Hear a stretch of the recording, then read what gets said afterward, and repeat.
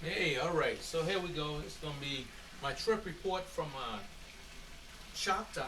Went down to my local casino down the road, 3 hours down the road. There up in Oklahoma, Choctaw, and what was this? This was last Tuesday and Wednesday. I think yeah, Tuesday and Wednesday. Came back on Thursday. So we got in down there. Me and the old lady got our room, got set up, and everything was nice. Made our way, you know, after, of course, breaking the seal on my Crown Black chairs uh, and heading downstairs. As soon as we got downstairs, old lady went off to go do her thing with the one-armed bandit, and I took off to the crap pit. Down there at Choctaw, they got a smoking side and a non-smoking side. What I've been noticing is during the weekdays, it seems like, well, maybe every day now, that the smoking side, the crap table on the smoking side is also open, which again, I was pleasantly surprised to see. And there wasn't any action on it. Nobody was there. Again, I didn't get my ETS didn't kick in yet. Empty table syndrome. Learned that from my good buddy Henry, silent shooter. What up, Henry? So yeah, when you see a empty table, whoosh, take off to it. Now, first thing I did was I had a couple of free bet, go pick up. Had like maybe $50 in free bets, so went over, collected those.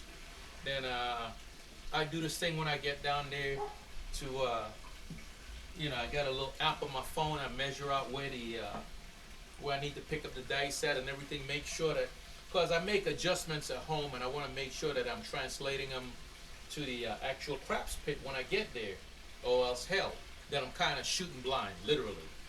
So anyhow, got my bearings on the table. I found an empty table, went, pulled out my iPhone, got a nice little app. So most of y'all know what I'm talking about. It's an app for your phone that you can use your iPhone and measure out shit. So once I did that, felt good, confident. Then by that time, there was a couple people over the table. Went over, got in the table, bought in for about 1,000 or so, and 6, 8. The two people that was on the table, dice came around to me.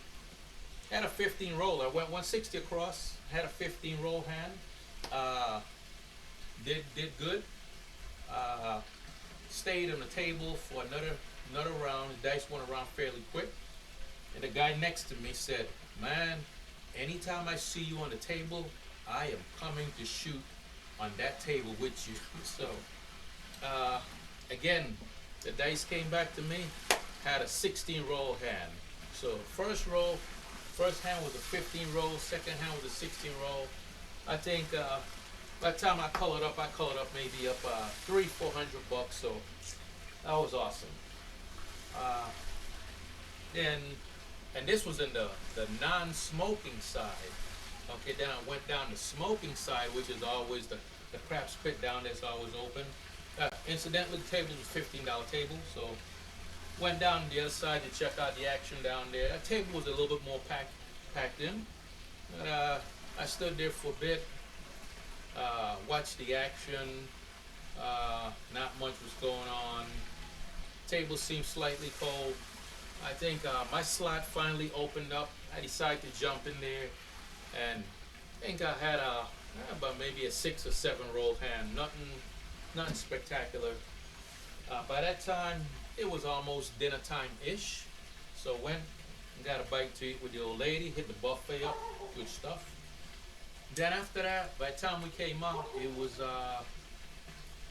about 7, 8 ish. The tables were pretty packed in then, right in prime time. So I decided, you know what? Let me go mess around with the old bubble crap machine. Went over there to bubble crap. Got there. They have. When I was leaving out the last time, I realized, oh, they got 2 set of bubble crap machine. They got one in the smoking section, and then they got one in the non-smoking section. So it's like, this is ideal. Let me check out these machines. I already had the one in the non-smoking section. I kind of figure that out to be, want to say, dark side player's dream machine, because you can't, normally it gives you about 3 to 4 hits or 3 to 4 rolls before 7 come up. So I just sit there, count 1, 2, 3, and then after that I lay the 4 for uh, anywhere from 100. If the 4 comes up and it get hit, I'm marking Gala, go to 200. Only had to go to 400 once during the whole stay down there. Got a little scary, but still pulled out the win on that, by any means necessary. But other than that, that machine, anytime I sat down there at it, sometime I would try to get 1 hit, and I was lucky to get 1 hit on that one machine there in the smoking section. Most of the time, I wouldn't even try to get 1 hit on that. I would just lay the 4 and get paid.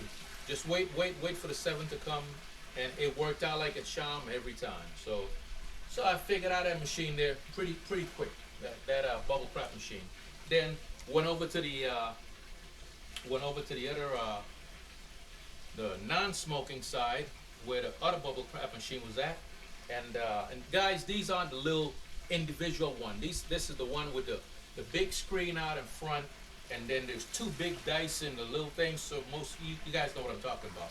They got 2 of those machines down there at Choctaw. They don't have the little individual shaker and all that other stuff, or the one that, you know, where about maybe 8 people sit around and it poof, pops up. No, this is the big one. Actually, the way how theirs is set up down there is the interlink one. They can, everybody sits around, everything, all the actions in the center. You got roulette going, blackjack going, all of it up on the big screen in front of you, and craps going, and what's that? Some of the game. So, but anyhow, they got to where they can seat maybe about 30 people, you know, all around the video screen, the gaming video screen. So anyhow, went over there to that machine, had never played on that one, sat down there, and first thing I was thinking, okay, this probably is going to be a dark side machine. Went in there, sat there, you know, bring up the thing and see the chart to see how the rolls were going, and I quickly deciphered, it looked like I might be able to get 1 to 2 hits on this machine, because this machine looked like it rolls long before the 7 comes. So I was like, okay, you know what? Let's give it a shot. Sat down there, said I'm going to go for 1 hit and regress. Went 160 across, boom, got my 1 hit, regress. And then I went 111, and then notice that machine kept on rolling and rolling and rolling numbers. I was like, what? I could have stayed up for maybe 2 or 3 hits easy. So wait till the 7 came back up, went 160 across. I said, this time I'm gonna go for 2 hits. So point was like 6, got a hit on the 8, got a hit on the 9. I was like, let me be greedy. Go for 1 more hit. Boom, got a hit on the 10. I like, oh hell, okay. Regressed my bets, went down to 111, waited for the 7. The machine rolled for about another, at least 5 or 8 rolls before the 7 came. I was like, damn. Unlike the other machine on the smoking side, this machine appears to be rolling long, and it's a newer machine. So I don't know if they have anything to do with it, but it's brand spanking new. So it was just, the average roll with that machine was about, and I shit you not, anywhere from 8 to 12 rolls before Big Red would show its head. So I automatically came up with the strategy of, you know what, I'm not laying anything on this machine. I'm going for 2 hits and regressing my bets. And that's exactly what I did with that machine. So anyhow, did that a few times, and by that time, it was later on, I don't know, think I just wanted to come up with a strategy for playing both those machines. So I labeled one the dark side, that's the smoking, and light side, that was the non-smoking. So after I got my bearings, I think I got up maybe maybe 150, 200 bucks to the good. So looking good, everything was good. So I decided, you know what, I'm gonna do my coffee run at 4 o'clock in the morning. So let me go up to bed, get some rest. By that time the old lady was up there, went up there, chit chatted, got some sleep. Set the alarm clock for about 4 o'clock. Woke up 3:30, went downstairs. Ideal condition, like I always tell you guys. No drunk guy at the table. Matter of fact, nobody was at the table. There was one guy. I was like, yes, this is ideal condition. I got my bankroll. This is exactly what this is the scenario I've been dreaming of, and I'm ready to do it. So he had a nice roll going. I was like, damn, I should have been in on that roll, but I walk up mid-roll. I'm not buying in, getting in dude roll, and this is 4 o'clock in the morning. He's the only one at the table along with the dealers. So he finally sevens out. It's like, okay. And I thought he was going to say, shoot the dice to that guy. He's like, he took the dice back. I'm like, yeah, that's cool. So I took action on him this time. Give me a 6-8 on him. And he promptly .7'd out. The dice came to me. I was like, all right. I've been having some decent roll early in the day. This is the same table I've been on. I'm going all in. This is it, man. Jumping 2 feet right in the mud. I go 640 across.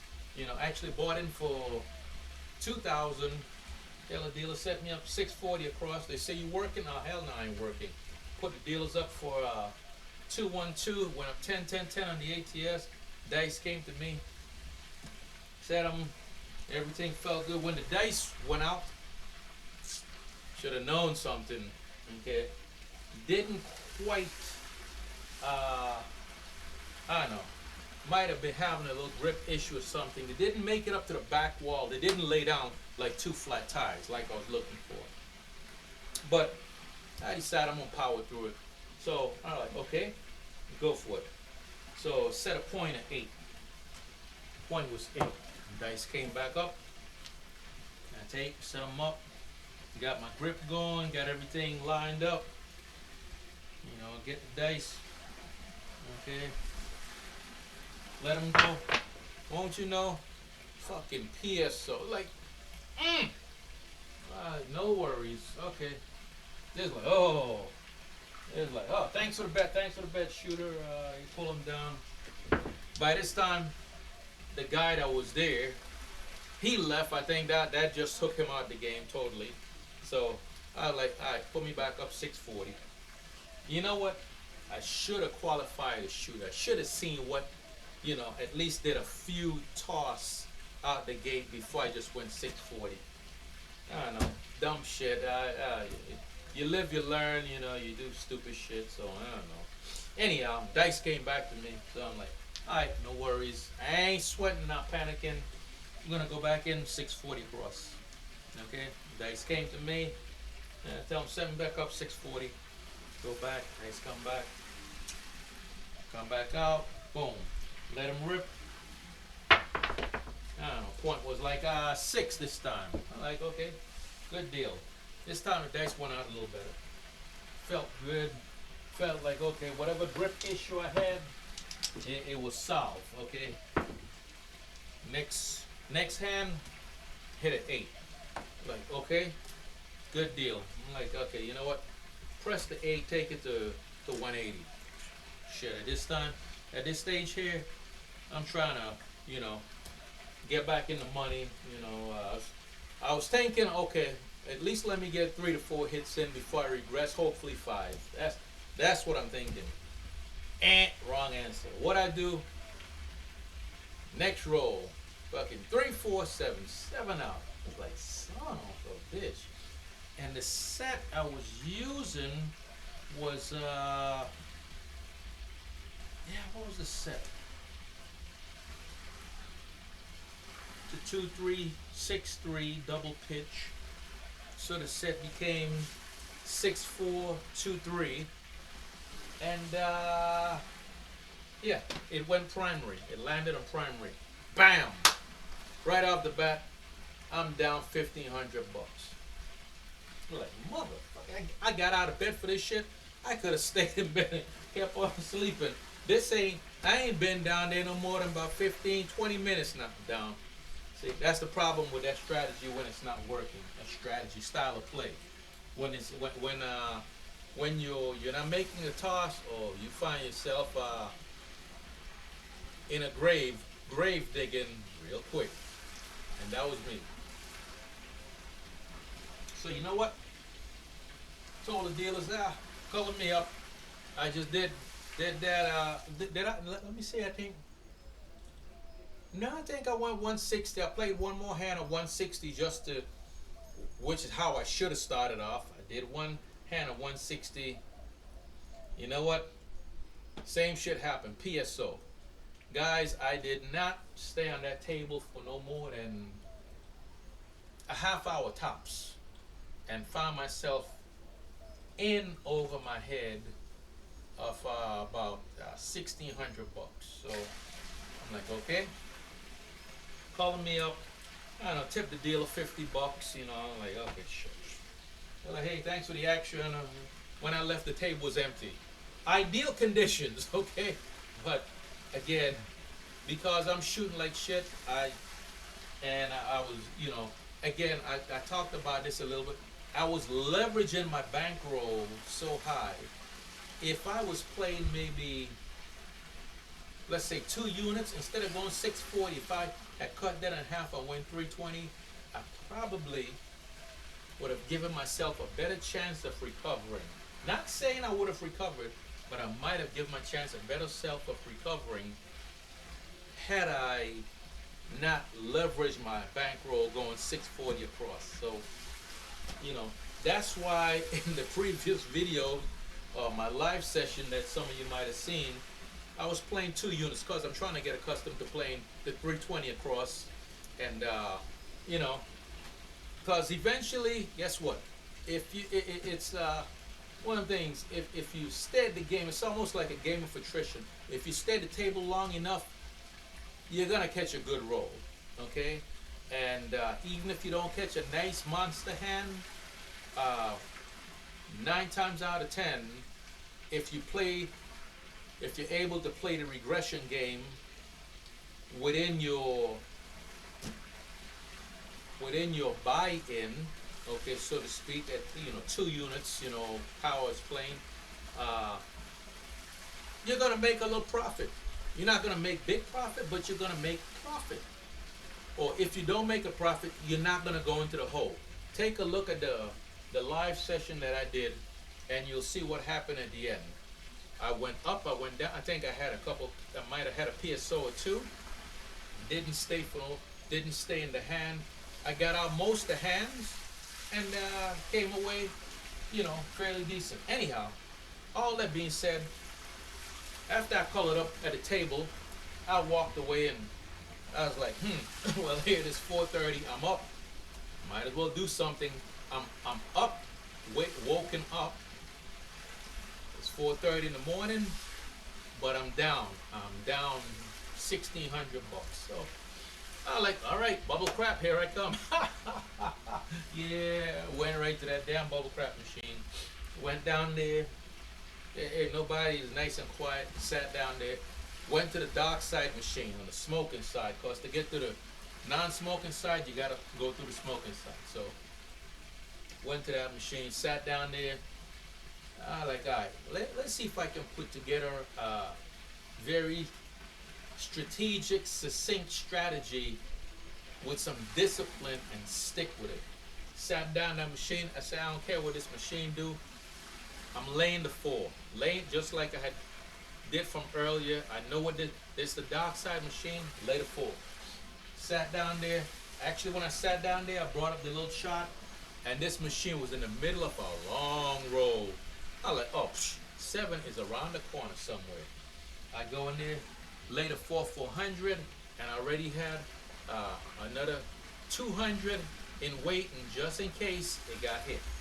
And let's see, did it get? No, it didn't get hit. Just like I read it, the machine promptly $7. So collected 50 on that, or 46 bucks something. So good to go. That was a good move. So got my 1 hit in that machine.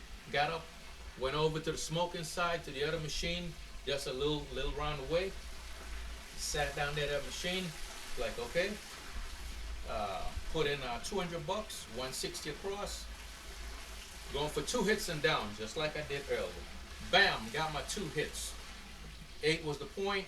Got a hit in the 6, got a hit in the 9. Collected, took that money back out. Whoop, marched back up the road, over to the smoking machine.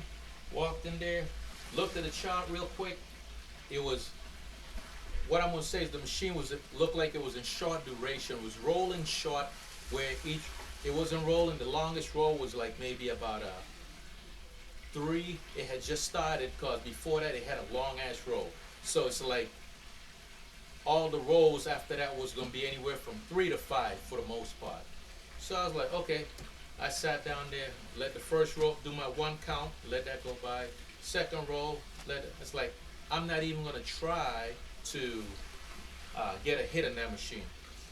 As soon as I got to the 3rd roll, laid a 4 for 100 bucks, knowing that if it gets hit, I'm going to 200.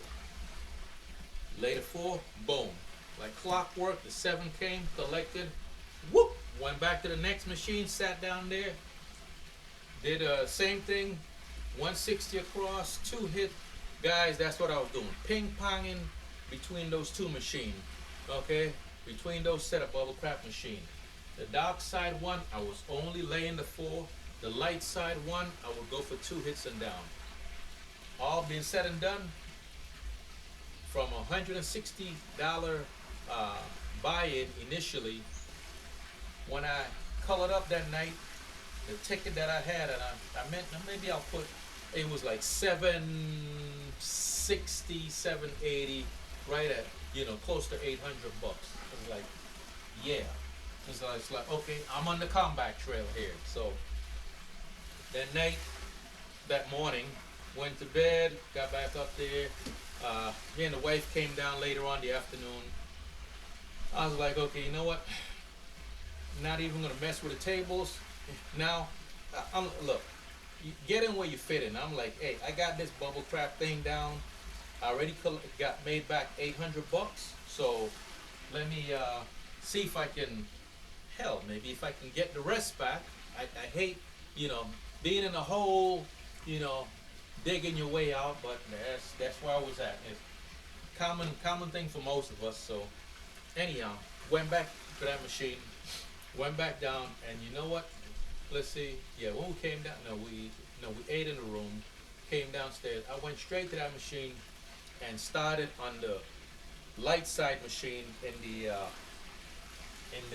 non-smoking side. Sat down. I ain't even looked at the crap table. I don't want to go to the crap table. My shooting is off. I'm shooting like shit. I said later on I'm gonna try crap, get on the table. But right now, look, I got this bubble crap machine thing going. Guess what? Get in where you fit in. Right now I'm fitting in nicely with this, and I'm making cash. So sat down there, got my 2 hits in that machine. Went back to the non-smoking one, to the smoking one.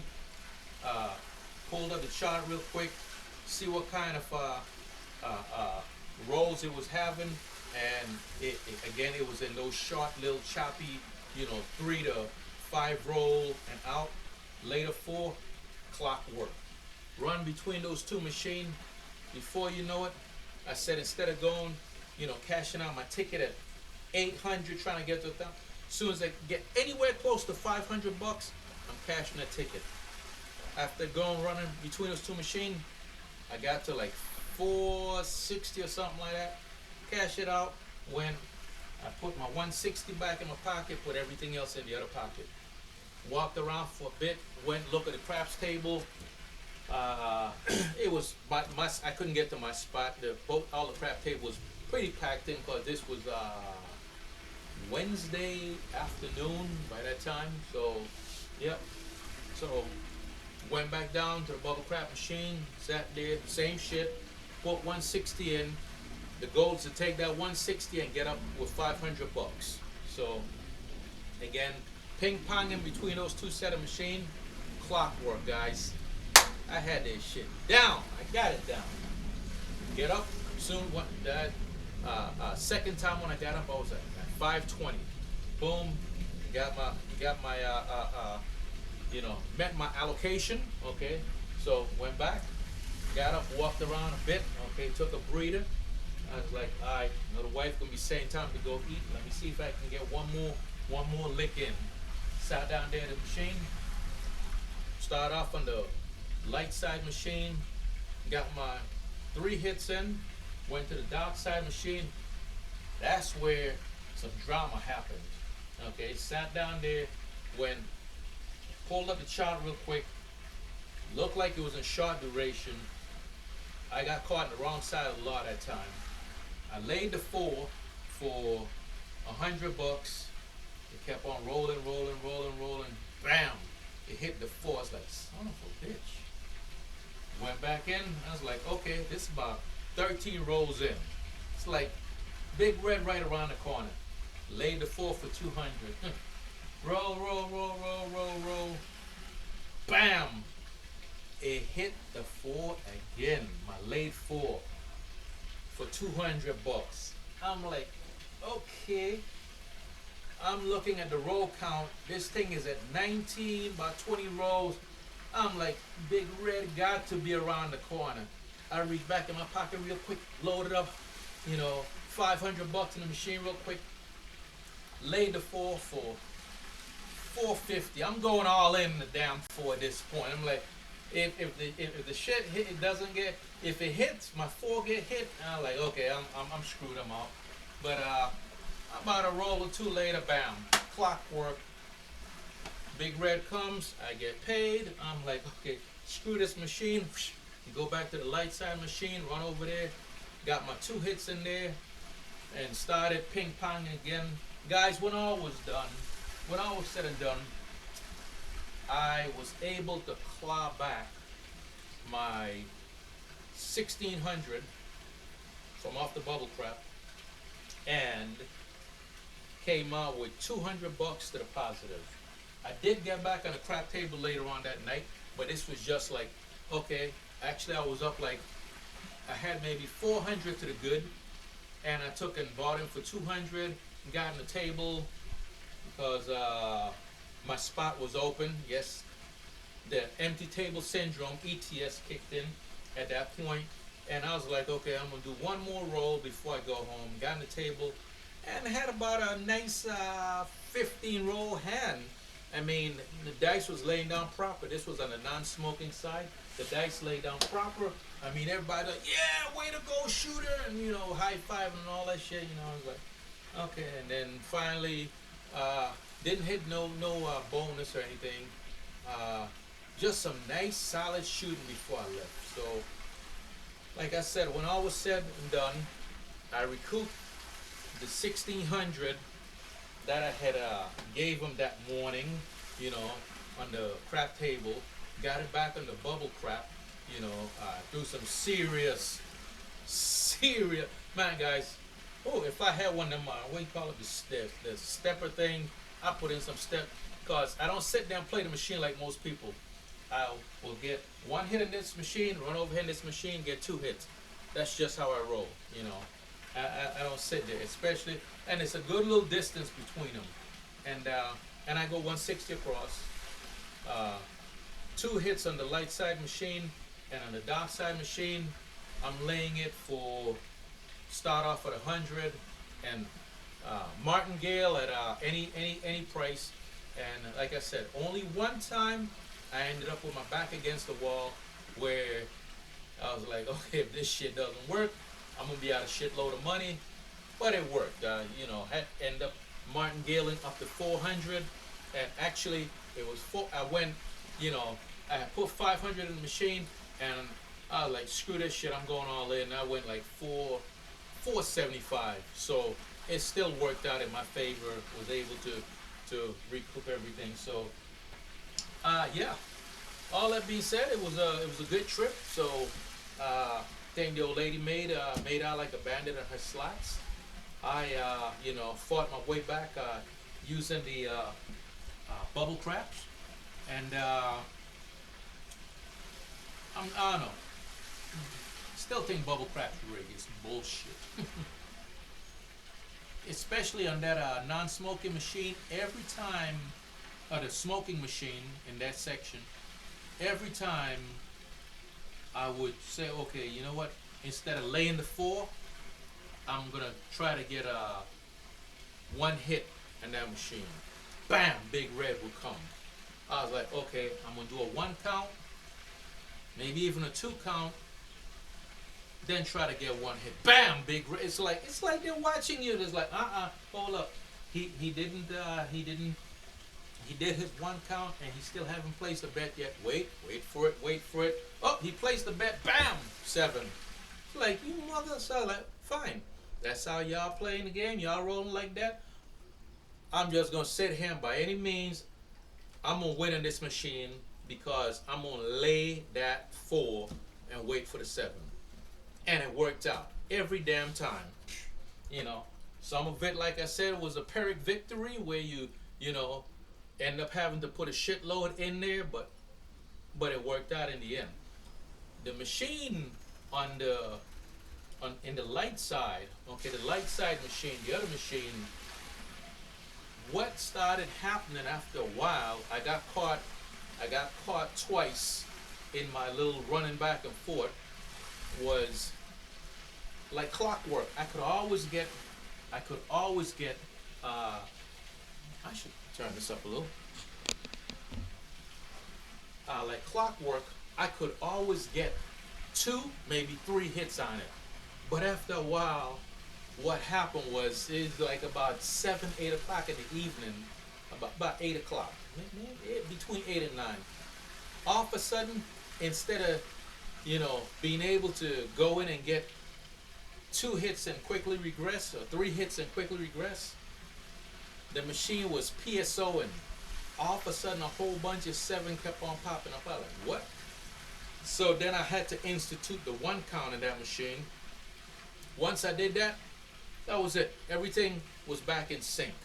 So I was like, okay, it's almost like after a certain time, call me cynical, conspiracy theory, like after a certain time in the evening, the machine would start PSOing.